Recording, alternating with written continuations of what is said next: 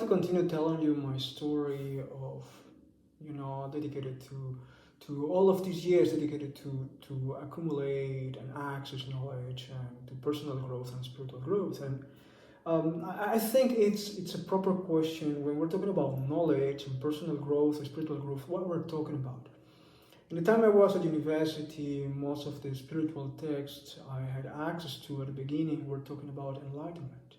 And enlightenment is a very strange word because it's talking about light, giving light to the darkness.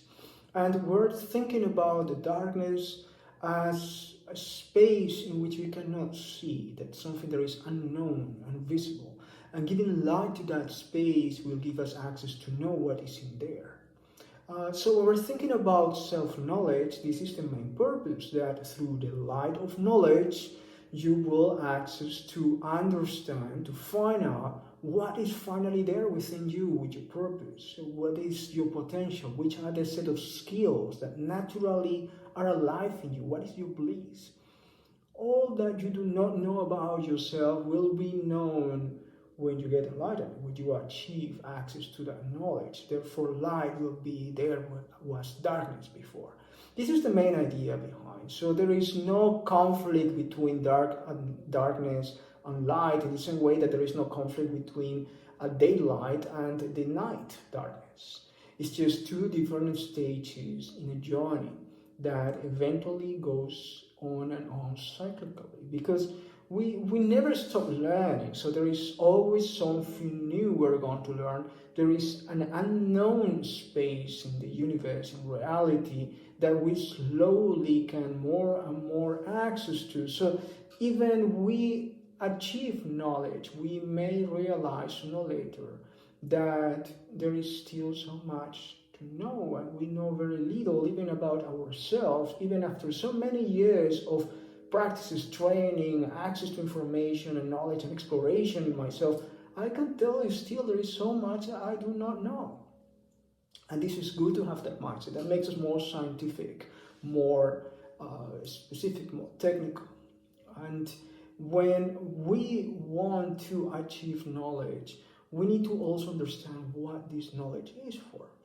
And when I started dedicating myself to this journey and going to these immersive experiences, accessing to knowledge in different spheres, in different circles, one of the main lessons that was a very difficult lesson to learn was that one of realizing that you need to identify what that specific group of people that accumulated that type of knowledge, techniques, methods, tools want. What do they want? What they want to use the knowledge for. For example, today we're talking about acquiring knowledge to realize your purpose, to fulfill your life, to create a fulfilling lifestyle, or creating a purpose-driven, fulfilling business. Or maybe to create a positive impact in the world, maybe to unleash your full potential, maybe to know yourself, maybe to grow spiritually. But there are also many other reasons why people have access to knowledge. Maybe they want to become rich and wealthy or powerful, or maybe they want to build a bridge when there isn't any. Maybe they want to solve a challenge that today people understand, or maybe they do not know about it, or maybe a challenge in the future that they know they will need to face, for which today they don't have the necessary knowledge yet. So what knowledge is, what knowledge will be used for, may vary and will define the type of process you need to access that knowledge, the type of knowledge you will need to. And the different methods, techniques, tools, many things that you have to do to access to such a knowledge. Now, when people ask me about my personal growth journey, my own spiritual growth journey, and they tell me, okay, you invested all that amount of money and so many years, and you travel to so many places and visit so many people and stay in immersive experiences in so many places around, and you spend so much time alone in nature, you dedicated so much time to journaling, to innovation, creativity. Why did you do that? And some people ask me, did you make money with it? And then my answer is basically, well, you can look at my story. I've been traveling so many places, I've been learning so much and done so much. And all is that happened because the knowledge I was acquiring and the process of personal transformation I was into was helping me also to realize the value of this holistic knowledge, the creativity I can bring into with it, and to achieve what we know today as holistic wealth. Holistic wealth is a lot more than just money or property or assets. You know, holistic wealth is talking about everything that you possess that enables for you a fulfilling life. And therefore, you can include purpose, your mission, your vision, your leadership skills, your ability to transform situations, to solve challenges, to learn, to create, the way you use your emotions, the way you get and manage information, how you use your perception. If you are following your heart, if you're creating a culture that belongs to your identity for yourself, if you care for having a life with balance and creating a positive impulse in society, if you know how to use systems in life, nature systems, the science, if you can access to the blueprint of reality, if you can communicate value, if you can sell, if you can connect to people, network, create a community that is resilient, empower a family, if you can find ways to achieve food, wealth, shelter, protection, safety, water, clean air, if you can bring that basic happiness to yourself and the people you love, if you can engage with diversity and co-creativity and enjoy of your own sexuality, if you can access to the knowledge of the quantum field, to the mathematics of the universe, to the ultimate matrix, to the knowledge of sound and vibration, if you can bring all of that together with you, there is so much that you can achieve in the world. And all that you can achieve is not always related to money. There are many other forms of wealth that you can use for trading, for realizing projects, for creating value for yourself and contributing to others. In different countries around the world, the currency, the money, the cash is not always accessible. So there are other ways of trading, other ways of exchange and collaboration, and therefore it is not true that always having money is the only thing that you will need to achieve your goals.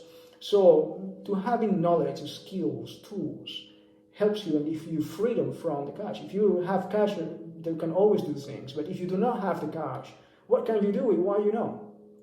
And then you realize the difference, right? What gives you freedom and what limits you, makes you dependent. So knowledge, as I said, depends on very much what you have been looking for. And I think today, from my students, coaches, trainees, many are asking me for specific tools and techniques to solve specific challenges. For example, they want to find a purpose. They want to find out how to improve the time management. They want to have a more peaceful life. They would like to have more balance in their families and in the job or the companies. They would like to improve the way they use their emotions in daily life. They would like to improve their time management. They want to think more structured, more strategic. There are so many tools and skills and informations that today I can share that have value for my customers that today is still generating wealth for me. And based on the knowledge I have acquired, I can create more value every day. I can innovate, right? I can use the mathematics, the principle for sound and geometry and design that I have learned, and always create something new. So it has been a radical change in my life. Since the beginning of my journey, let's say in the years 1987, when I started exploring with the skills to bringing people together and creating powerful teams, to the journey traveling in non-profit, working sustainability, to my expeditions to archaeological sites, to my transformation into a purpose-driven for-profit company, and all the projects I did develop, in Switzerland, Germany, in Austria, and Belgium, in Finland, Russia, Israel, and in the Netherlands. And so today I must say that thanks to the journey I had on personal growth and acquisition of knowledge, I have completed many milestones in my life, and I am in a position to work for sharing that knowledge with others and building a legacy for the next generations. And I think for me, I think it has been a powerful journey, and there are always challenges, there are always ups and downs, good times and difficult times, and that is okay. And I think many other people may have used the knowledge in different ways, and maybe some people made already millions, and maybe others are still dependent on innovators and creative people to do things, and in my case, is a lot different. So I would like to share with you this story because for me it's so important that when you look for knowledge and you access a circle of knowledge, a source of knowledge, information, experiences, training, tools, people, mentors, communities, traditions, ancient knowledge, you need to understand what did they look for. What people want to achieve with that knowledge, because that will influence your thinking, your perception, your behavior, your decisions, your values, and you need to make choices along the way. For me, it was powerful experience, and entering these spaces and going out of those spaces to gather myself and build up my own knowledge system, which is nature inspired, mathematic based, and I think is universal enough. As I shared in my last presentation, I was looking for knowledge that is essential and universal, and I think mathematics, sound, and vibration are universal, fields of knowledge. And if today we can translate everything we know in math and vibration, in geometry, then we create a universal language, and this is the path I am working with. But what I want to share with you before I play the handpan for you again is that what helped me the most in all of these experiences, immersive experiences of personal transformation and learning, has been to use and develop further my skills of profiling, understanding the qualities, the traits of each place, of each field of knowledge, and where were the missing points from the whole complete holistic system, a template, and why that design, the DNA code of that field of knowledge, that group of knowledge, of that system was important at the time for that group of people, how it was used, what it was used for, to achieve what, and why this older community, older circle of knowledge will generate the knowledge in a different way, with a different DNA code, and what they want to achieve with it. And to observe those circles, those fields of knowledge, the frameworks, using my profiling tool was extremely helpful. It helped me save so much time in my life.